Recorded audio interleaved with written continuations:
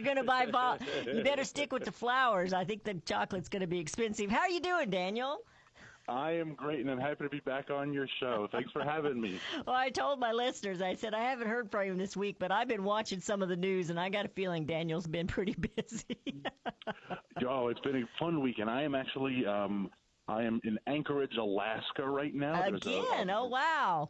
Oh, yeah. There's a big convention called Meet Alaska, which brings together all of the folks in the state who work in the natural resources industry, awesome. Whether it's energy or mining, et cetera. And I have a speech at 3 o'clock to talk about the radical green movement. So I am excited. Oh, wow. Well, the radical green movement is moving in D.C. Alexandria Ocasio-Cortez, she's going to make us all green, Yeah, and that's to point out what's going on here in Alaska. And you know what? One of the frustrations of this state, which was the frustration of many states, is that all of the funding for these green initiatives, it all comes from just a few guys and a few locations, New York, San Francisco, et cetera. And the people of Alaska are finally starting to say, why don't you just keep your own bad policies in your state and leave us alone? Well, Steyer is busy right now because he's going to be spending 100% of his time to impeach the president. So he's probably not working on the green stuff right now, is he? It's always in the background without a doubt. And one of his reasons for impeaching the president is, of course, an environmental reason. But it raises a really interesting question about our democracy and accountability, because this is a man who last cycle, remember, he spent $120 million. So if you are a congressman and impeachment comes up and Tom Steyer can send you $1,500,000, how are you going to vote? Is he going to buy your vote? Is he going to buy your impeachment proceeding? Because, yeah, of course he is. And they are threatened that if they do not vote the way he wants, he will find a candidate to primary them, and they will lose their seat that way. And so here is one man who's worth billions of dollars who now is basically dictating the entire Democrat Party's political agenda. So it's a lot of accountability on their part. Who they're beholden to, the people they represent, or Tom Steyer? They are owned. Well, the climate change is much more of a threat than China, much more of a threat than the borders and these caravans that are getting money to come this way. They're getting help to come this way. And, it's really sad that we have lost focus on what really matters. Exactly. I mean, and when you think of how much our elected officials could do to make the lives of the average American citizen better or just easier, right? But instead, this is the nonsense they focus on, and they enact things like straw bans and plastic bag bans, and it's just incremental, annoying the people, making life a little bit more difficult, a little bit more inconvenient, when real threats, like you mentioned, like China, like North Korea, like 30 million illegal immigrants living in our country and continuing to enter, all of that just gets ignored because for some reason it doesn't help advance their agenda. It's we've been concerned about China for quite some time, but then the reality slapped me in the face last night when I heard one of them talking about China's threatened Taiwan.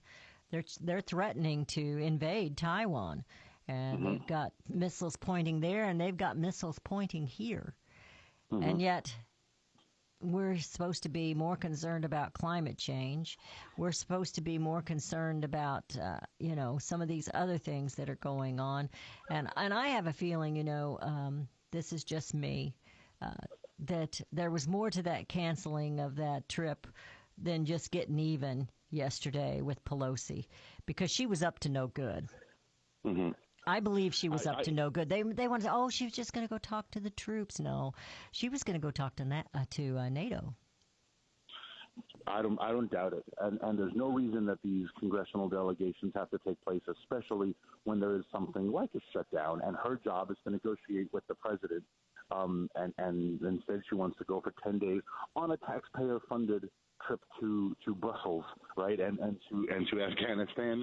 So I agree with you. I'm glad he canceled that trip. I'm glad they forced them to negotiate. But you mentioned China and the threat they are. If you really cared about the environment and climate change, say in the purest of your heart, you really thought it was an important issue, Well, China is the world's biggest polluter in terms of plastics, in terms of emissions. But China is never held to the same environmental standards we are. Greenpeace is never in China demanding that they close down power plants. Greenpeace is never threatening the jobs of Chinese coal miners the way they do here in America. So China seems to get a pass from everybody except from our president. Isn't that amazing that that doesn't seem to affect these environmentalists?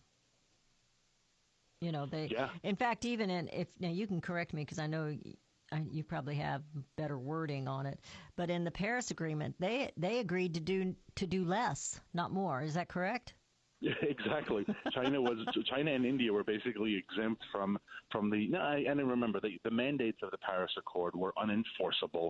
They were goodwill gestures that certain countries, like Germany, have taken very seriously, even at the cost of the well-being of their citizens, right? So Germany, France has implemented radical changes. Look at the Yellow Vest protests, right? But America was forced to reduce its emissions, and that would have been detrimental to our economy. But China and India were given a pass, and they were given a pass. Remember our friend from the Cato Institute, Dr. Pat Michaels, reminded your listeners, they were given a pass for 15, 20 more years.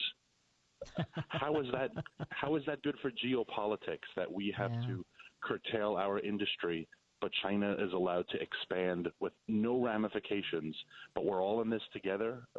So I don't believe in global climate change in that sense, because if it really was a global issue, then they would put pressure on these countries to clean up their act, clean up their environment, stop polluting, but no one ever does that. So how can I take their demands seriously? Exactly. You know, it's and the fact that they don't live what they preach. Yeah, exactly. And just in terms of their carbon footprint is enormous. Yeah, they all came into Paris in private jets. You know, they didn't hop a ride with the rest of the world. Exactly. They weren't taking a JetBlue middle seat. You know, they didn't take Southwest, did they?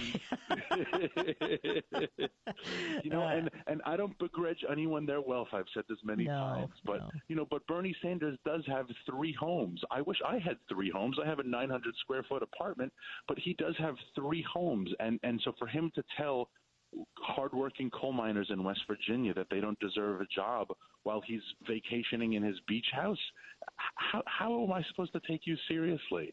So if they don't live it in their personal life, then they can't force us to either. You know, I have a whole bunch of quotes from Winston Churchill, and one of them here was talking about the poor, and I gotta find it.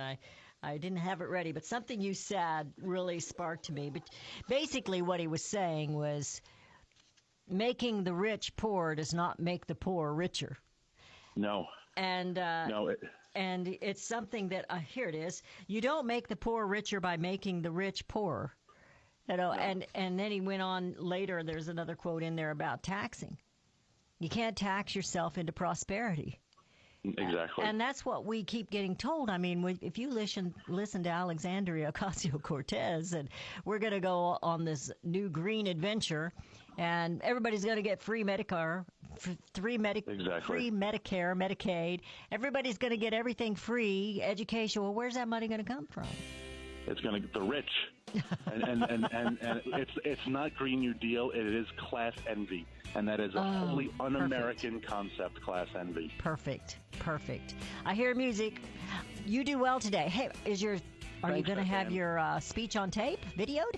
I will put it on our website, and I will tweet it out later on this afternoon. Absolutely great. All right, we'll post it up on our Facebook page too. Thank you. Thank you. All right, thank you. Good luck. Break a leg. All right.